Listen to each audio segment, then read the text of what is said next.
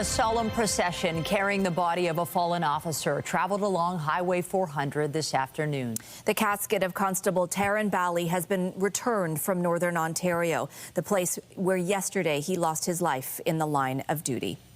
Good evening. The 29-year-old was struck and killed yesterday while trying to stop a vehicle in Hearst, Ontario. Today, as his body was brought to the office of the chief coroner, the 18-year-old accused in his death made a first court appearance. CTV's Janice Golding joins us live tonight outside the coroner's office with the latest. Janice.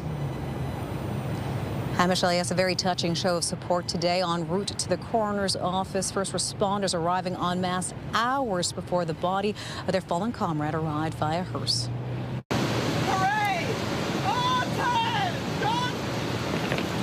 Grim-faced first responders lined the route to the chief coroner's office today, a silent show of solidarity for a fallen officer. We're brothers and sisters in arms, for lack of better words. We all serve the public and the community together, so it's very important for the three of us to be here to honor our fallen. Paramedics alongside OPP and police from services across the GTHA gathering on Sir William Hearst Boulevard in a moving demonstration of respect and brotherhood, acknowledging OPP Constable Taryn Bally's service and sacrifice. The 29-year-old was killed over the noon hour yesterday, struck while trying to stop a vehicle in Hearst, Ontario, some 9.5 hours northwest of Toronto. The accused fled from a hospital where he was being assessed under the authority of the Mental Health Act, and his officers attempted to safely apprehend the accused. Our officer was struck by a motor vehicle and killed while that motor vehicle was being driven by the accused. Constable Bally, who originally hailed from Brampton, was a rookie police officer with just 2.5 years on the job. He volunteered to fill a backfill in Northern Ontario to take on some difficult work.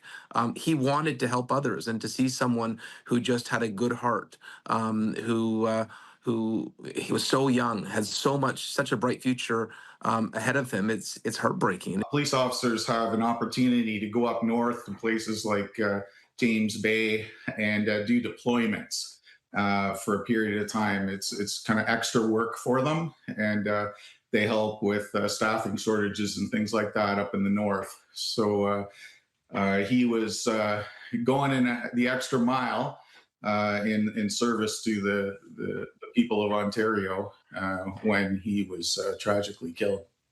The 18-year-old accused in this case was arrested and charged with first-degree murder, assaulting an officer, dangerous driving, and flight from police. The accused made his first court appearance while Constable Bally's journey to the coroner's office began.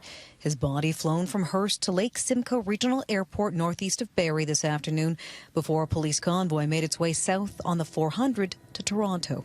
I think all emergency service personnel have a duty to perform protecting the public. And when one of our friends and allied agencies get hurt, then we're here to support them. A stark reminder of the perils of the job reverberating through the policing community. Officers gathered in a tremendous show of support at a time of tremendous sadness. 18-year-old Justin Verno made a very brief court appearance today but was remanded into custody. He'll next appear via video on June 24th. Reporting live from Janice Golding, now back to Michelle. Thank you, Janice.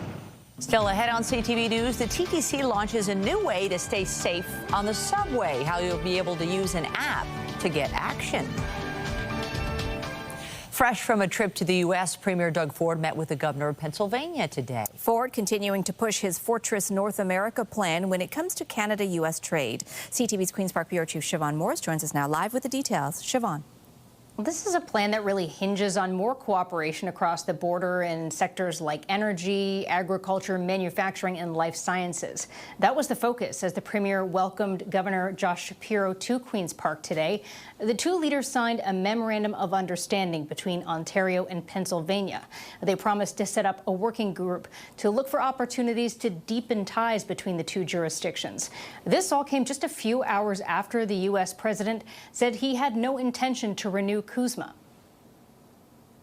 We do need each other.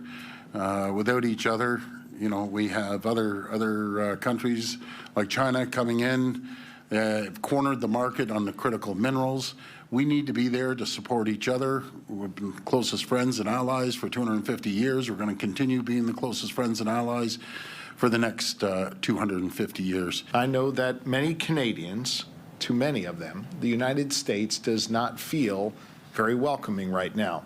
I get that, given the reckless and disrespectful rhetoric coming from our president. On top of the reckless rhetoric, the tariffs that the Trump administration has put in place are a real threat to both of our economies.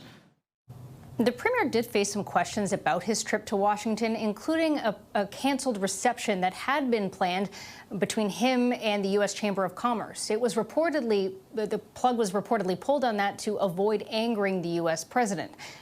Doug Ford said he didn't know exactly what happened there, but his economic development minister stepped in and said if those reports are true, it's something the Premier should wear as a badge of honor.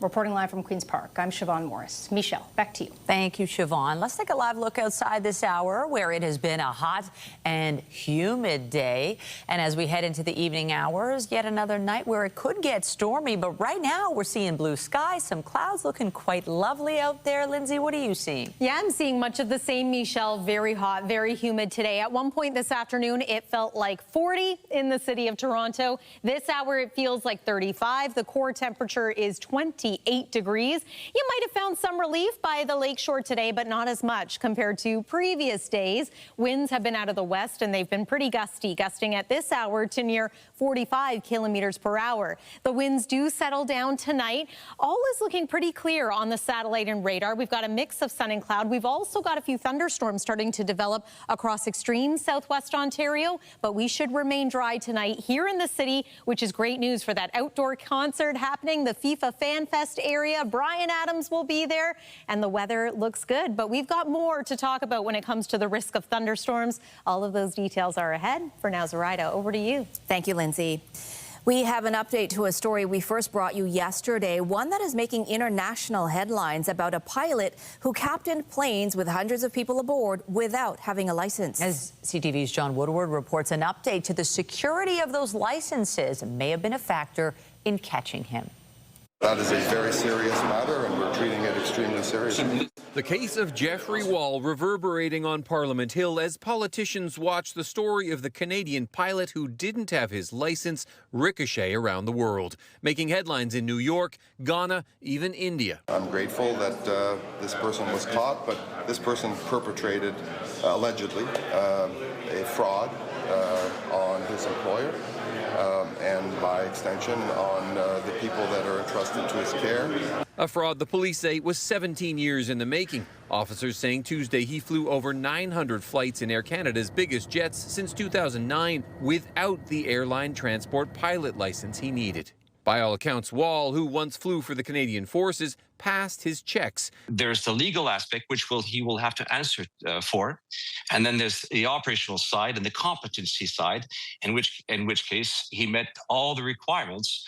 He said in a personal essay he started working for Air Canada in 1998, writing, "I still remember thinking there was no way I'd get the job, but I took the chance and it led to a 25-year career. I flew DC-9s, Airbus 320s, Embraers, 767s, 787s, and retired off the Boeing 777. At that time, the airline transport pilot license was just on paper. It used to be a piece of paper, and they converted it to a few years ago, much like, I don't know if you've seen the old passport, Canadian passport, then a new one.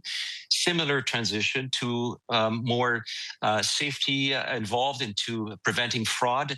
The recent improvements, perhaps a factor in why his license was flagged last year. Our pilots are very professional at Air Canada. Wall did sit down for this interview with Canada AM in 2015 during the period when police said he didn't have his license. But this week, he's not responded to messages. John Woodward, CTV News. As the province pushes to get its island airport expansion plans off the ground, several prominent Torontonians have sent a letter to the Prime Minister asking him to step in. Margaret Atwood, David Mirvish, Bob Ray, and former mayors David Crombie and Art Eggleton are among those who co-signed this letter, citing concerns around the long-term implications for the city's waterfront.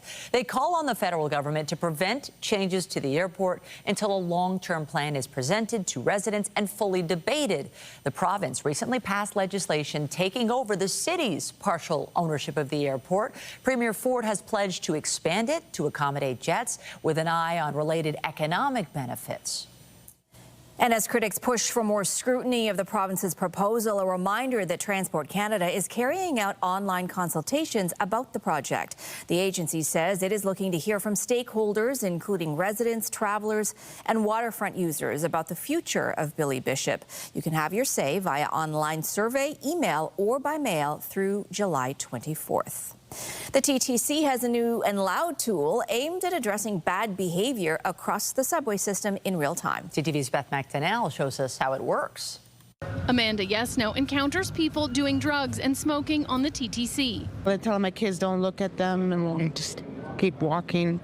Now, instead of avoiding some safety issues at subway stations, there's a new feature through the Safe TTC app allowing riders like Yesno to take action. When people open the app and report incidents like loitering or harassment, staff can verify it over cameras and send an announcement over the station's PA system. The technology is called Subway Assistance Messenger, or for short, SAM. I spot Fort Monaco, the rule breaker. Here's a demo with a person smoking. TTC Chair Jamal Myers picks up his phone, opens the app and makes the report to Transit Control. Moments later, this message is heard through the station. Stop smoking immediately. You are being recorded. Police and special constables will be dispatched to read and watch supplies. The technology is part of a pilot project at Kennedy Station since April. The TTC says the idea for SAM came from Sacramento's light rail transit system, as the TTC was upgrading its PA system to digital and cost about $250,000. We already had the CCTV systems. We thought this was an awesome opportunity to basically leverage the two technologies together. And Sacramento had huge benefits in doing this in terms of customer satisfaction and actual reduction in incidents. Riders we spoke with are ready to see improvements. I think that's a great idea because then at least they can, see who it is and issue the fines then. I don't know if it would help, to be honest. Myers was asked if he's comfortable with riders reporting on one another. He says that's what the Safe TTC app is based on. That's how we get a Safe TTC back. That's where we want to go. We want to make sure that our customers feel safe. Right now, the technology is limited to subway stations, not subway cars. Beth McDonnell, CTV News. We want to go back to our top story now, the death of OPP Constable Taryn Bali. OPP Commissioner Thomas Carrick is speaking now. Let's listen in. Special time for us to make sure that we took good care of our constable and the two detachments that he worked with. His two teams were able to come together with his family and ensure his safe passage.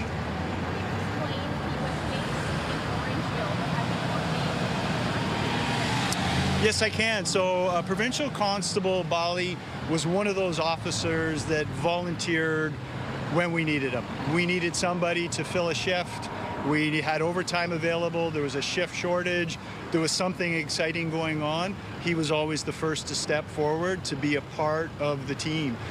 In James Bay, we do a deployment system where we send officers in from around the province to help staff the area at certain times, and he had volunteered to do that. So he was up there on a deployment. It wasn't the first time he had been. He had been at least one time previously, and the officers up there just loved working with him, as the officers in Orangeville and Dufferin loved working with him. An incredible officer. Just over 2.5 years on, one of those officers that was literally a team builder, part of the team, positive, inspirational, motivated, really knew the law and really had a keen interest in supporting victims. He was the total package. He really was. So it was a 4 or 5 day deployment. They're done in blocks. So it wasn't a long-term deployment. He was scheduled to be back home this coming weekend. Yes.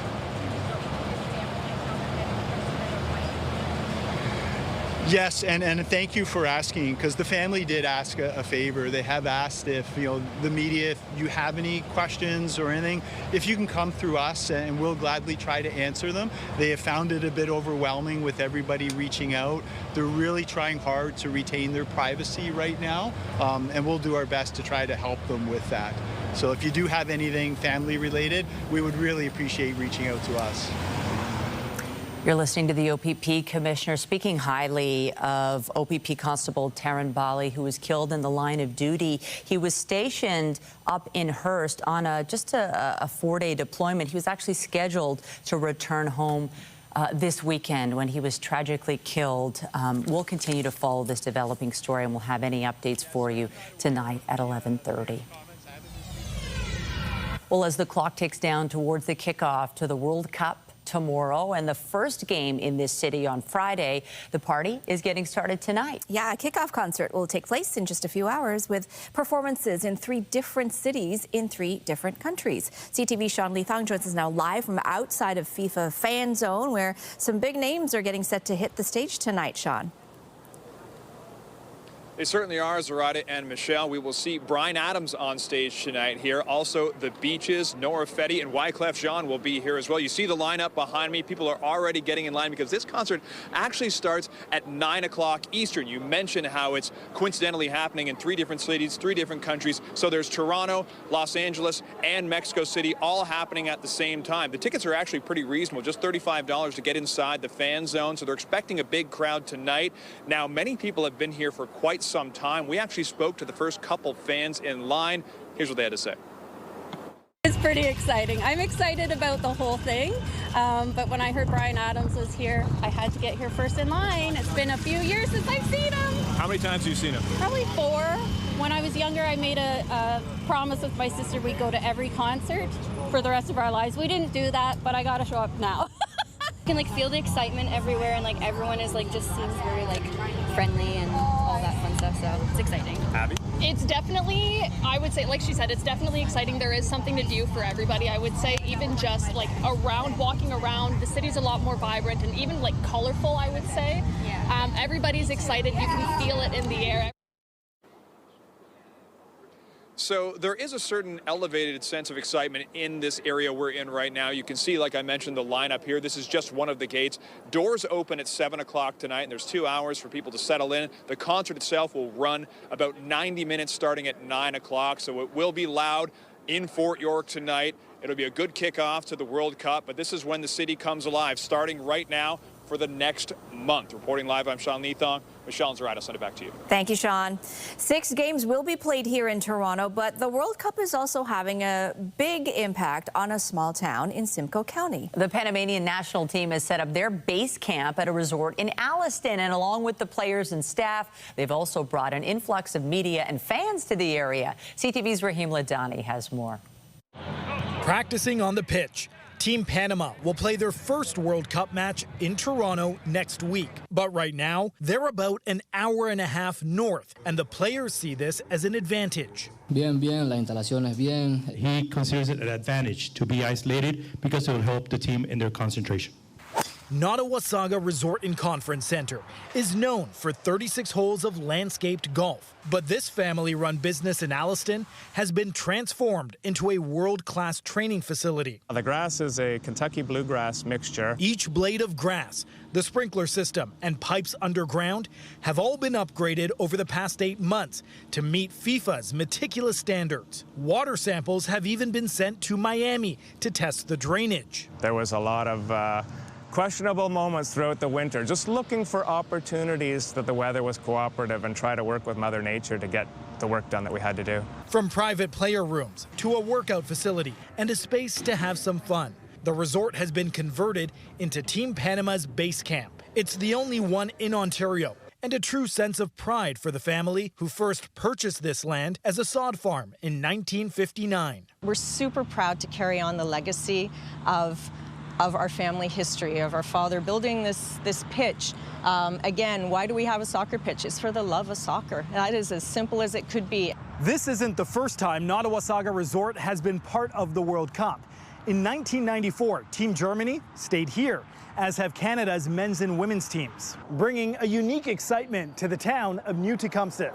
This local pub on Victoria Street is expecting a big boost in business and even leaning in as honorary Panamanians. For Panama's first game, we're actually going to throw a watch party just to show support, the fact that they're staying in town. Every single person I've talked to has at some point or another mentioned Team Panama staying here. And local residents will also get the chance to watch Team Panama up close as the team holds a community practice later this week. Raheem Ladani, CTV News, New Tecumseh. The federal government's new online safety bill was introduced in the House of Commons today. It would force social media platforms to block access for kids under 16. In 2023, there were 19,000 incidents of online child sex exploitation in Canada, which is a 500% increase in a few short years. Reports also show that online luring of children is on the rise. As a result of all this, kids exposed to this have a 4 times higher incidence of ideation and suicidal thoughts. The bill would regulate platforms and companies behind AI chatbots by requiring them to act responsibly. That would include such measures as crisis intervention protocols. The legislation would also create a new regulator. The bill covers 7 types of content. They include inducing self-harm, bullying, inciting violence, promoting hatred, and non-consensual intimate content. In Washington, Donald Trump signaled today he's not looking to renew a trade deal with Canada. His comments came as the Prime Minister was briefing premiers on the status of North American free trade talks. CTV's Abigail Beeman reports. Well, I'm not looking to renew it. Donald Trump says he's not interested in renewing the North American Free Trade Pact as Canada pushes for a full 16-year extension. I don't know that I'm going to renew it because, to be honest with you, the United States does much better. Hey, we don't need anything that Canada has. We don't need anything that Mexico has, but they need everything that we have. And they have to treat us better. The comments come on the heels of Canada-U.S. Trade Minister Dominic LeBlanc's trip to Washington to meet with his counterpart, Jameson Greer. I'm eternally optimistic, Abigail. And Ontario Premier Doug Ford's attempt at a charm offensive in D.C., meeting 20-plus business leaders and lawmakers. They rolled out the red carpet for us. They treat us so well. The July 1st deadline for a CUSMA review now just weeks away, but trade experts and Canadian government officials alike trying to calm concerned stakeholder nerves that passing that deadline with no deal doesn't mean CUSMA falls apart, and Americans haven't signaled an intent to tear it up. But uncertainty is a real problem. We've seen it so many times now. We know this is just how this guy talks in public. We know this is just the way he thinks he negotiates. Creates the specter that he's going to walk away from CUSMA. No official comment from LeBlanc's office nor the Prime Minister's office, but Mark Carney has said several times he won't comment every time Trump speaks. Abigail Beeman, CTV News, Ottawa. To the latest in the Middle East, and the U.S. says it has begun another round of strikes against Iran, hitting multiple targets. Donald Trump earlier posted this on social media, saying in part, they've taken too long to negotiate a deal that would have been great for them. Now they will have to pay the price. His warning came hours after Bahrain, Kuwait, and Jordan came under Iranian fire. The Americans carried out airstrikes against Iran yesterday when Trump blamed it for the crash of a U.S. attack helicopter. The U.S. military also fired on a tanker in the Gulf of Oman yesterday. The Americans say it was trying to transport oil from Iran in violation of the blockage. Meanwhile, Trump said today U.S. forces conducted a secret mission to support oil tankers and other commercial ships through the Strait of Hormuz. He insists it helped get more than 100 million barrels of oil through the crucial energy corridor. Among Iran's demands, an end to fighting in Lebanon, but attacks between Israel and Iran-backed Hezbollah continue there. Lebanese security sources say Israeli airstrikes killed at least 13 people in the south today. The militant group claimed new attacks against Israeli forces. In Madrid, the Pope visited the world's tallest church today, calling it a masterpiece of stones, colors, and light. The pontiff blessed the highest tower at the Sagrada Familia Basilica, and an estimated 120,000 people lined the streets for the event. Earlier, he held mass there to mark the centenary of the death of the church's architect. The basilica is one of the world's most visited sites, despite not yet being finished. After the break, we'll break down the numbers on the investments made in what's now known as Toronto Stadium. Will the improvements made for the World Cup continue to elevate the beautiful game in this city long after the tournament is over? And I'm Pat Foran. Coming up on Consumer Alert, if you're traveling outside of Canada, you need to buy travel health insurance. But even if you do, you have to check the fine print. The man who got sick in Mexico now owes almost $150,000 in medical bills. I'll have that story just ahead. Well, World Cup play gets going tomorrow. First with an afternoon game in Mexico City, followed by an evening game in the Guadalajara area. Both those communities looking at the risk of thunderstorms tomorrow. And then Friday, all eyes on Toronto. It's looking like the weather should cooperate, at least for game time. It will be drier, sunnier, and a little less humid overall. But we've got some muggy weather to talk about still. Details after the break. Whenever you travel outside of Canada, you need to purchase health insurance in case you get sick or have an accident while away from home. But even if you purchase travel insurance, there are cases where it can be denied if a company feels you were sick before you left. Here's Pat Foran and Consumer Alert. Pat. Thanks, Sagrada and Michelle. A man was going on vacation and he purchased travel health insurance. But days before going to Mexico, he felt sick and went to a doctor. He was told he was fine to go, but ended up with a medical bill of almost $150,000. Bahos Ali of Oshawa went to Mexico in April of 2024, and before he left, he purchased travel medical insurance. Did pay for travel insurance as per usual, you know. You kind of just have it as a precaution. It's always there. A week before they were to fly to Cancun, he felt like he had the flu, so he went to a walk-in clinic. I went to see a medical physician, and they confirmed that it was just a run-of-the-mill sickness, and I should be perfectly fine to go on the trip. But 2 days after Ali got to the resort, he started to feel unwell. He later had seizures and slipped into a coma. I don't remember much of anything afterwards. He received treatment in Mexico for 8 days and then was flown back to Canada by air ambulance.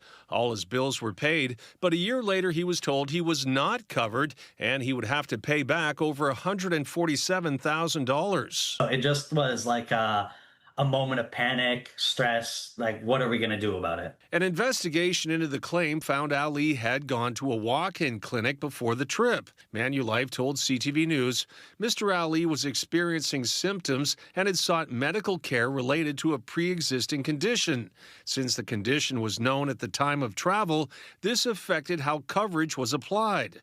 Reimbursement of the amount paid is owed to Global XL Management. This is really sad because it's a lot of money. Insurance expert Martin Firestone says it's an unfortunate situation. Doctors in here say that it had nothing to do with the flu or any of the symptoms that he presented. The insurance company is saying, we believe there's a connection between the two.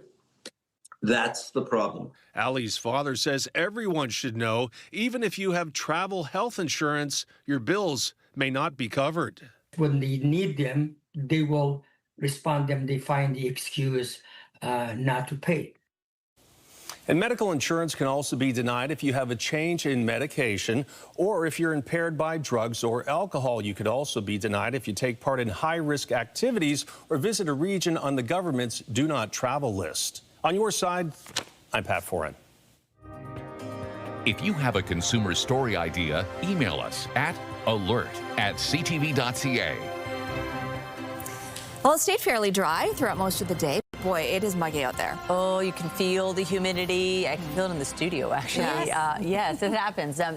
But the good news is FIFA festivities are really kicking into high gear tonight with a concert, and it's looking pretty good. It's more of the overnight where we're going to see the potential for storms. Yep, that's where we now have our best chance of seeing some showers, maybe some thunderstorms, and the risk is going to be there over the next couple of days as well. But overall, I think this is playing out best case scenario for us here. Speaking of active weather, before we get to your local forecast, I just want to show you some spectacular video and images that came out of the Canadian prairies last night, specifically southern Saskatchewan and southern Manitoba. An EF3 tornado has been confirmed in southern Saskatchewan, and in parts of Manitoba, 250 millimeters of rain and hail the size of tennis balls in and around the city of Winnipeg. There are still about 25,000 people in Manitoba without power right now. We have some active weather to talk about here at home. We're not expecting it to be quite as severe in nature. However, there is currently a severe thunderstorm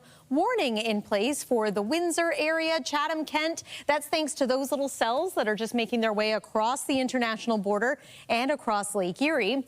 We can expect a few more rounds of stormy weather as we make our way through the next few days here. It's quite active stateside, not expecting the storms to hold quite the same way as they make their way toward us here in the lower Great Lakes. But when it comes to additional rainfall, here's what could be left. It looks like mainly areas around London, for example, could get the heaviest rain. We might pick up roughly 5 millimeters of rain through the overnight hours tonight and into tomorrow morning. So let's throw a couple of pauses here. This is a look at some of the active weather expected early tomorrow morning. Risk of storms for us here in the GTA as well. The afternoon and the evening looking dry. And then overnight and into Friday, similar situation. We're going to wake up to some cloud cover on Friday morning, and you might be able to see a few spotty showers here. But this is also a front swinging through. It should swing through dry. Behind it, slightly cooler conditions, a little less humid, and clearing for your Friday afternoon. Of course, this is when the big game is happening. Canada playing at Toronto Stadium. Looks like the weather should cooperate, and Saturday is looking sunny too. Temperature-wise, we are still at 28 degrees this hour at Pearson Airport. It feels like 35 outside. 19 is our forecast overnight low. As mentioned, we do have a risk of stormy weather as we're waking up tomorrow morning. By late morning, we should be into a mix of sun and cloud. We've kept that thunderstorm icon on there, but your afternoon should be mostly dry. 31 degrees is going to feel more like 39, and we are hot and steamy right across the province. But again, a good portion of your Thursday remains dry in most parts of the GTA. Similar for Friday. 7-day forecast looks like this. Chance of showers as we make our way into Sunday morning. That's the weather for now. Zoraida, I'll send it over to you. Thank you, Lindsay. Also tonight, we take you behind the scenes as TSN and CTV prepare to capture all the excitement of the FIFA World Cup on home soil. The game plan to cover an unprecedented number of matches like never before.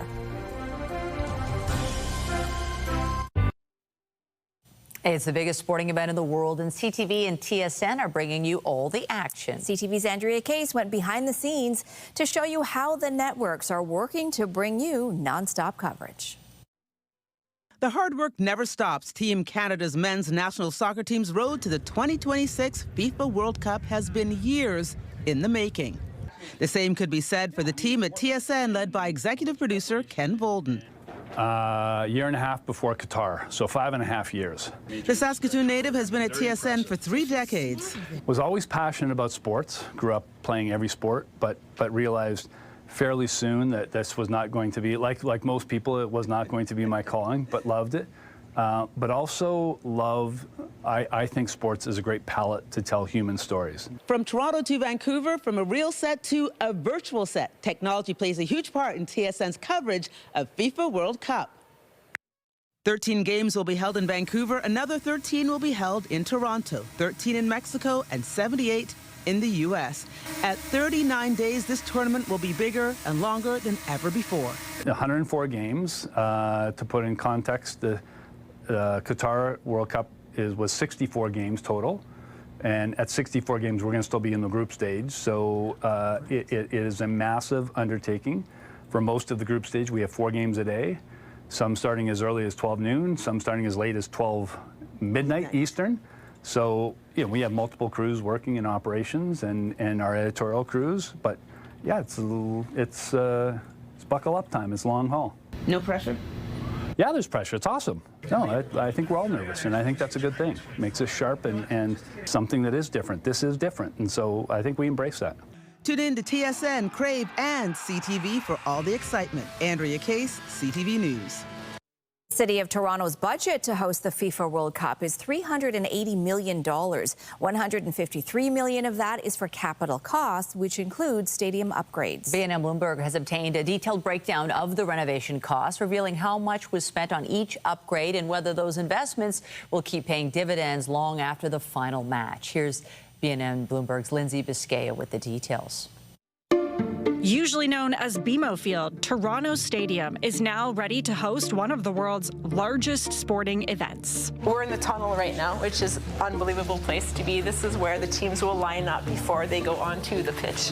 And so we've had to widen the door here to ensure that there's a big, beautiful, wide broadcast shot of those players and the kids coming out onto the field and then walking into what is going to be an unbelievably packed and really amazing football stadium for the World Cup. So can't wait to see it in action. 2 years of work in the making for the 6 group stage matches that will be held in Toronto. The city spent more than $132 million on upgrades, while MLSE contributed $25 million for a total of $157.9 million.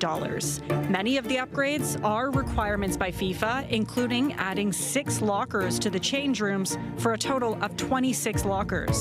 There are also new LED video boards, one in each corner of the stadium, and audio and technology upgrades.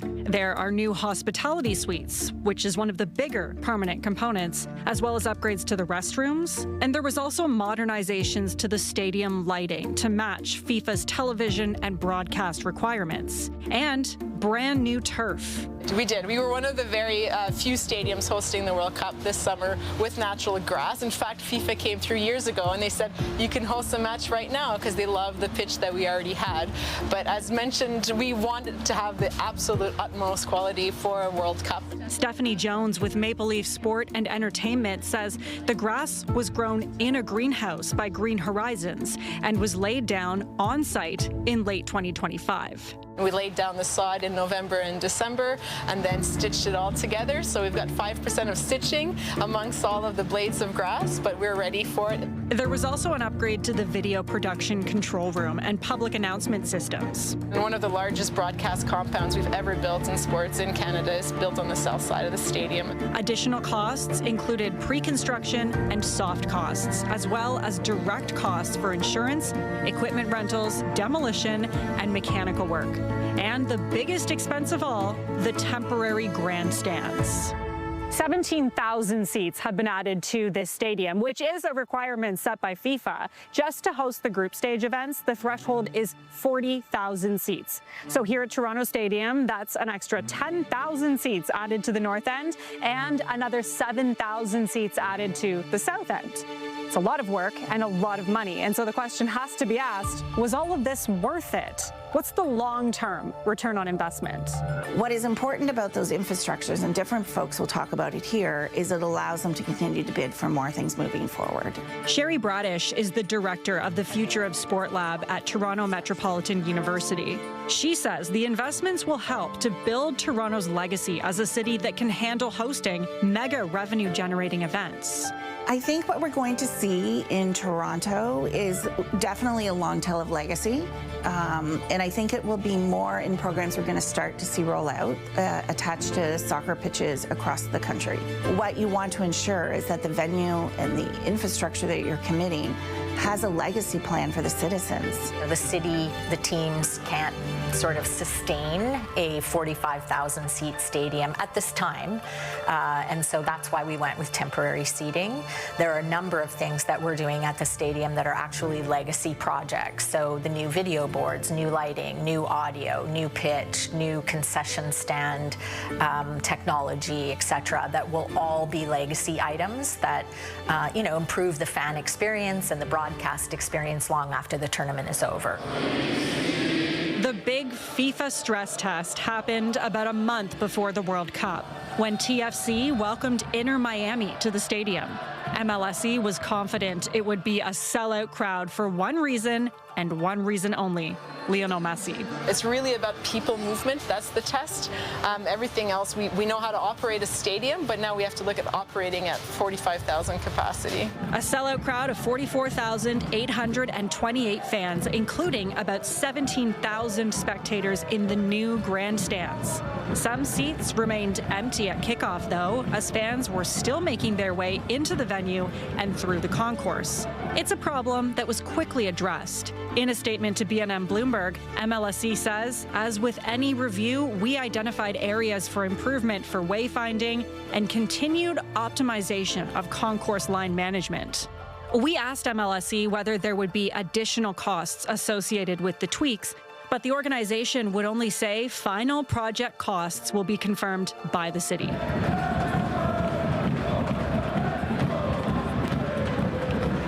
Not only did the game serve as a live preview of World Cup level venue demands for the city and MLSE, but with the stands full of buzzing fans, it offered a snapshot of just how much of an economic lift these games could be for the city and the country, and the legacy that could follow. The Bank of Canada is staying the course on interest rates. The central bank insists it has to be nimble because of trade uncertainty with the U.S. CTV's Rachel Aiello with the details.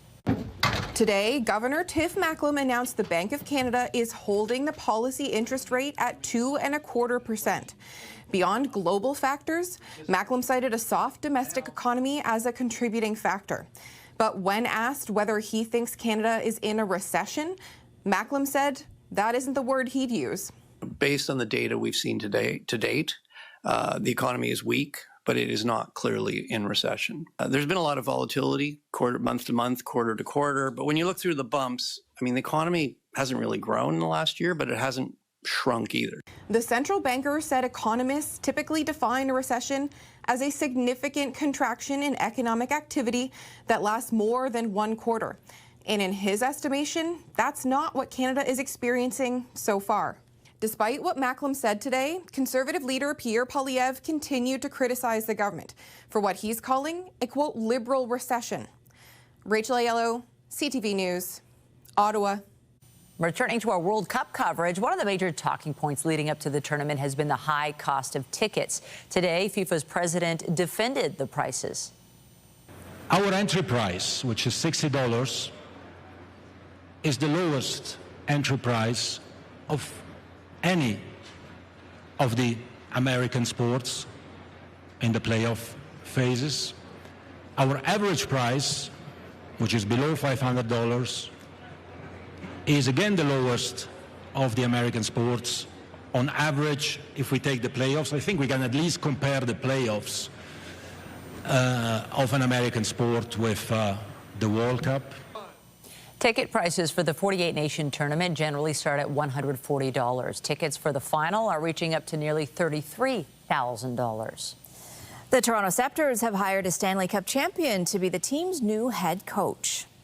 As a coach, you always want to get to the next level, and I think it was a big part of my coaching career is to get to the highest level I can get, and now I'm going to coach players that they're at their highest level and they're elite athletes, so I was very excited.